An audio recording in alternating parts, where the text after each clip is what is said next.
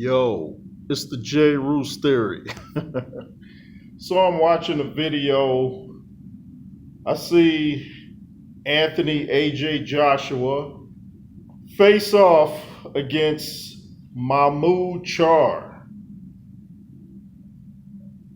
Does anyone in the world want to see this fight?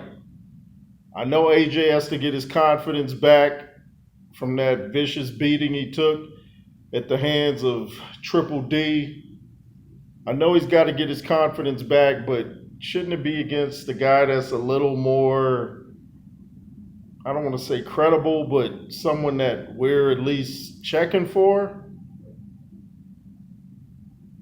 AJ shouldn't want to start that far below the top 10 in order to work his way back. That's like starting at kindergarten if you miss a college class. I mean, is that something that AJ really wants to do?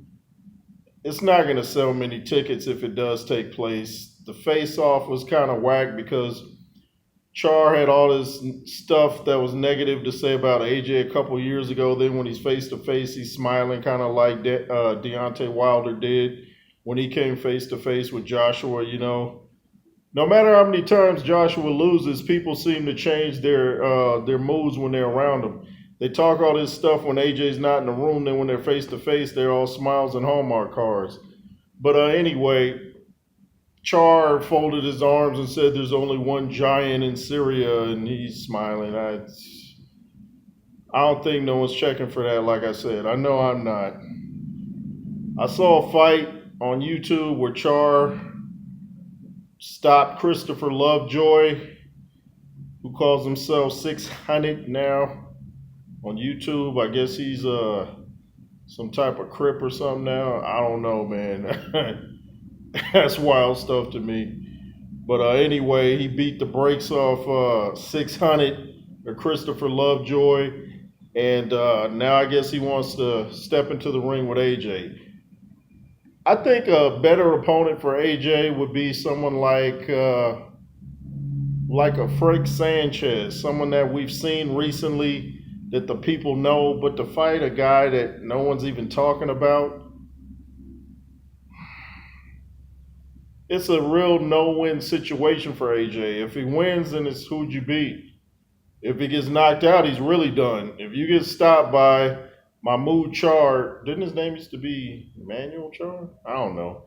But if you get stopped by Mahmoud Charr, where does that leave you in your career? If Eddie Hearn is the one behind putting this together, he must have no confidence in his fighter anymore because that's whack. Anyway, it's the J. Roos theory, the Cash App, $J Roos 33, the backup platform in WJ, the Instagram, the J. Roos theory. You want to become a member, hit the join button below. And to all you, every time I do videos on like the welterweight division, and all those like 140 pounders, or I get weird fanboys, I said Teofimo Lopez would knock out Devin Haney, and some dude comes on my platform talking about, you know nothing about boxing. I was like, really? I get practically all my predictions right, well over 90% accuracy. Can you say the same? Just because I don't feel your fighter would win means I don't know anything about boxing, man? You sound stupid. Stupid. Like you've been sipping on the stupid juice, man. That don't make no sense. Dudes got to really toughen up nowadays. You guys are real soft. Just because someone doesn't go for your fighter doesn't mean they don't know anything about boxing. I've been wrong before. You've been wrong before. We're entitled to our opinions. But for you to say someone doesn't know boxing because they don't pick your guy shows you're kind of a fanboy and soft. And you should probably just kick rocks barefoot on Pebble Beach. Anyway,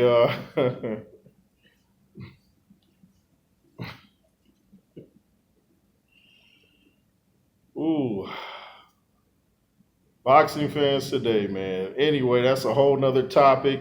We talked about fanboyism before, but it really never ceases to amaze me. Anyways, the J. Roos theory.